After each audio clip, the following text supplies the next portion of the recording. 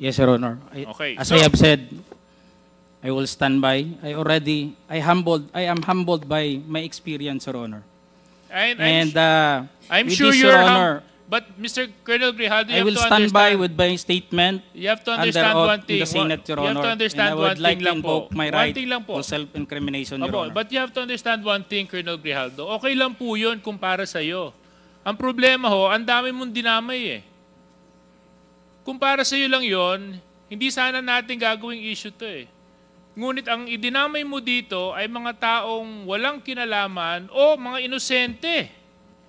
Eh paano naman po sila? Paano naman po yung mga karapatan nila? Paano naman po yung boses nila? Paano naman yung katotohanan nila? Hindi pa po natin sila pahahalagahan dahil panghahawakan lang natin yung sinabi mong enlightenment mo? But they have their own rights too, Colonel Grijaldo. So Colonel Grijaldo, siguro wag na tayong paligoy-ligoy pa. With the permission of Mr. Chairman, Colonel Grijaldo, you made some serious accusations here. In fact, so serious that it was even carried by our media news for almost a week, 2 weeks. And because of your accusations, you've tarnished the very reputation and integrity of the committee and the House of Representatives. Things that I will not allow dahil ito pong posisyon na inuupuan namin, ay ito po ay posisyon ng tiwala na ipinagkaloob sa amin ng taong nagtitiwala sa amin. At kailanman hindi ako papayag na may mga tao na magdudungis at magtatapon ng kasinungalingan para sirain ang integridad ng trabaho ng House of Representatives at syempre ng komitibang ito. So Colonel Grijaldo, sinabi mo po dito sa inyong sinumpang salaysay that you were persuaded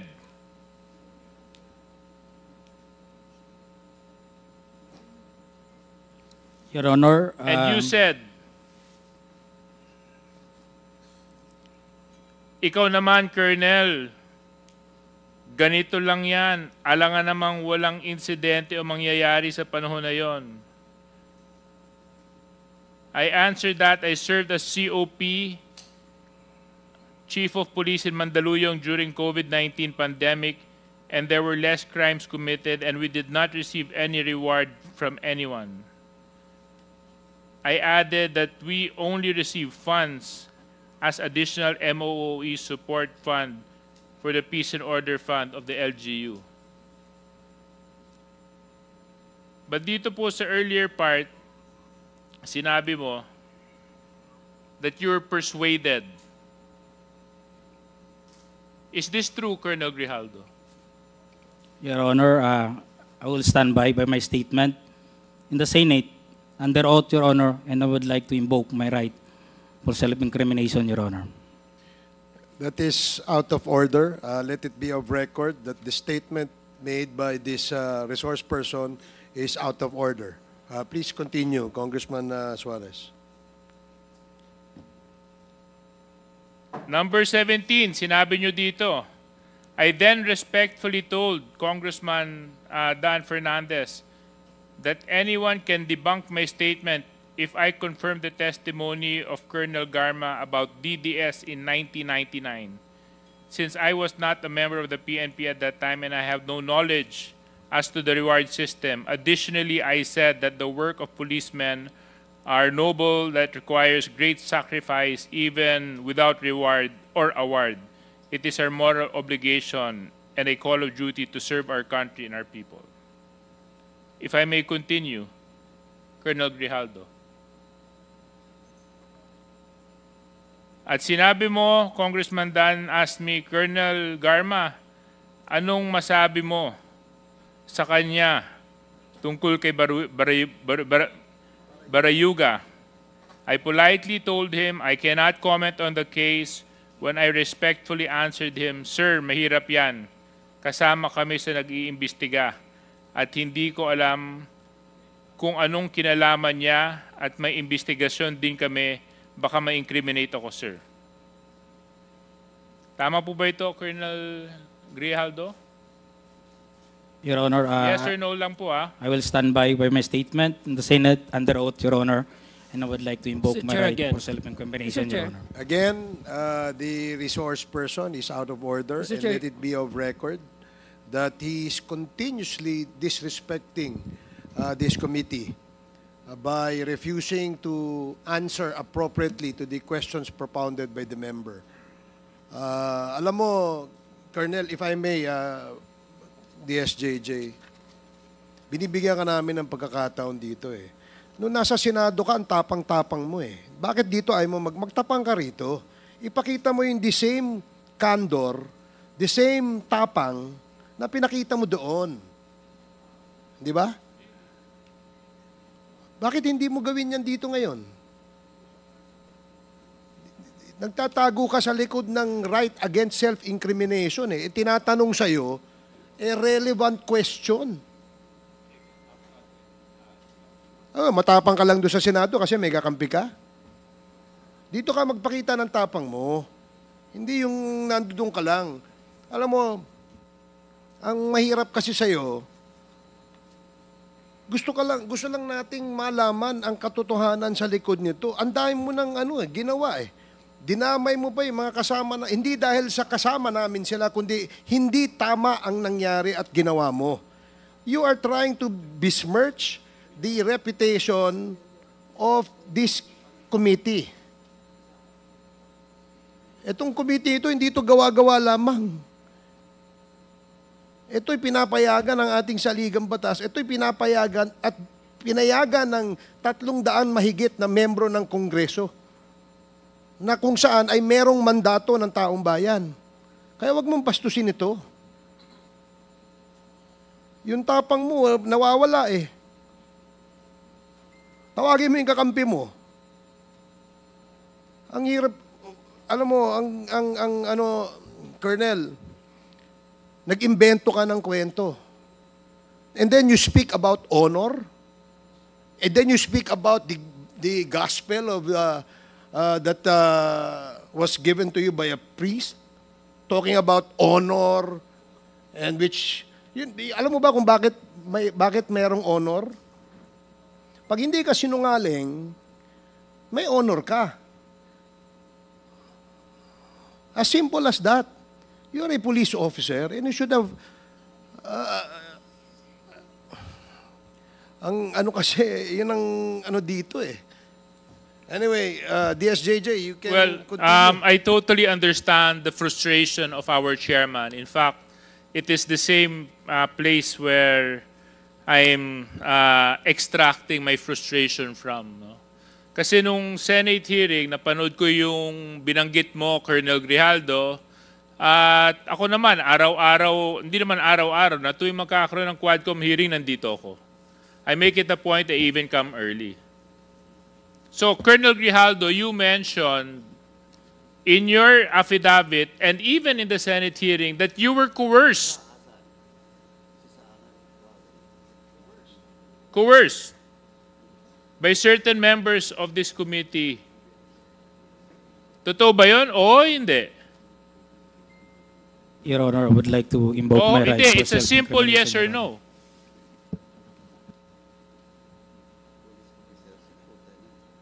Mr. Chairman. Yes or no? Yes or no? Yun lang po yun. Sabi mo, truth, di ba? Your Honor, Sabi I would mo, like to invoke my enlightenment, right di ba? to self-incrimination, Your Di ba Honor. sinabi mo, gospel truth, di ba? When you talk of God, there's only right and wrong. There's nothing in between. You want to talk about honor, Colonel Grijaldo? Kung gusto mo, Colonel Grijaldo, mag-usap tayo tungkol sa integridad ng isang tao, ang pagsabi ng katotohanan is the simplest way to show honor. Na hindi ka nagtatago at hindi ka nagsisinungaling. Kasi we're talking about serious issues here, Colonel Grijaldo. Isipin mo mga EJK victims ang nandito. Libo-libong taong namatay nung panahon ng nakaraang administrasyon. Buhay ng Pilipino ang pinag-uusapan natin dito. So Colonel Grijaldo, babalikan ko lang. Totoo ba? Oo, hindi. Na merong pumilit sa iyo na magsalita na hindi naaayon sa katotohanan dito sa Quadcom. Your Honor, I would like to invoke my right for self-incrimination, Your Honor. Mr. Chair, point of order. What is the point of order, Congressman Ako? The resource person has not answered my question a while ago, and he's still invoking his right against self-incrimination, which is improper. Even Supreme Court decisions say so. You're just telling me your ignorance of the law. You cannot invoke your right against self-incrimination. Tell me if you have a criminal case against you regarding this issue. Galing ako sa serbisyo, iho, pero nakakahiya ka. Thank you, Mr. Chair.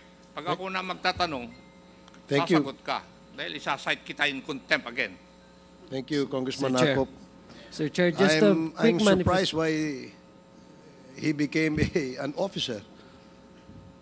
Yes, just are you want done? to- Are you done, DSJJ?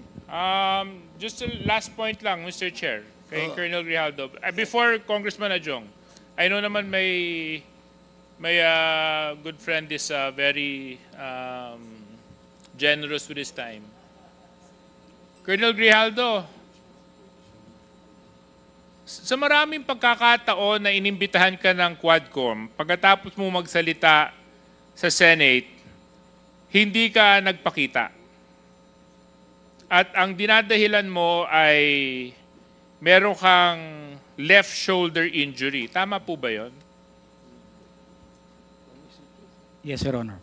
Was that incriminating, Colonel Grijaldo?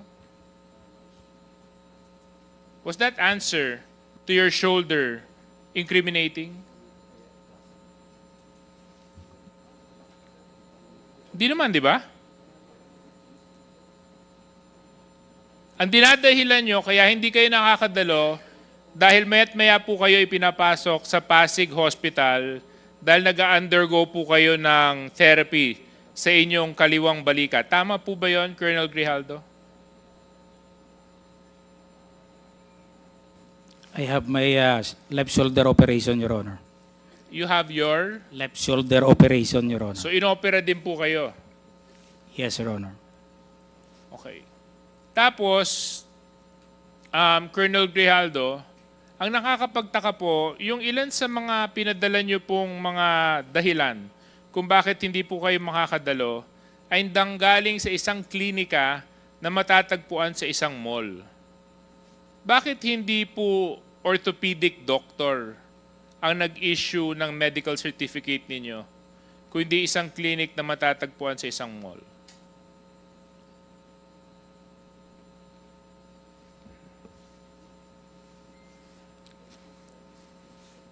The doctor who operated me, Your Honor, is a professional, Your Honor. I'm not asking you whether or not your doctor is a professional. I hope he's a professional. Yes, Your Honor. Because if he wasn't a professional, then may God be with you because he conducted surgery on you. Yes, Your Honor. So thank God he's a professional. But Yes, I'm not Your Honor. asking the qualifications of your surgeon. I'm asking kung sa sobrang laki ng dinadala mong problema sa inyong kaliwang balikat at kinailangan po itong operahan, bakit isang klinika sa isang mall ang nag-issue ng medical certificate mo at hindi isang orthopedic surgeon? That is not a clinic, Your Honor. It is a hospital, Pasig Hospital, that responsible in giving the medical certificate, Your Honor. I suggest, Colonel Grijaldo, you refresh your memory. Kasi yung isa sa mga una mong pinadala sa amin ay nung amin pong sinearch yung address, mall po ang location niya. So again, Colonel Grijaldo, I'm asking you, it's not too hard. Sasabi lang po kayo ng katotohanan. Kayo po ba nung panahon yun ay umiiwas dito dahil nakapagsalita kayo sa Senado? Colonel Grijaldo? No, Your Honor, it is a necessary, Kasi kung Your Honor, to have my operation, Your Honor. Kasi kung hindi And po I kayo... am suffering a pain on that time, Your Honor. Oh. Because this happened during my cadetship, Your Honor. And during that time, there were no operation being conducted na nangyari at kumikirot po talaga to, Your Honor. And I have no reason to escape or to not going to this honorable Quadcom committee, Your Honor, because I was able to attend 4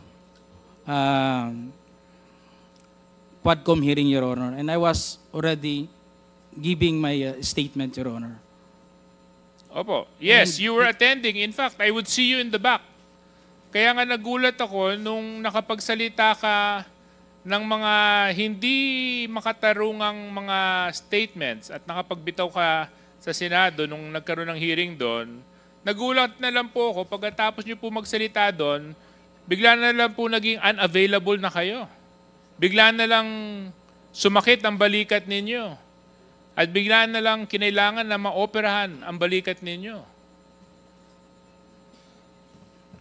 If may, Your Honor, it will incur considerable amount, Your Honor, for the payment of the operation. And I'm still contemplating to find money for that operation, Your Honor. And I was been confined on that hospital. The option was given was to relieve the pain, was only to have therapy.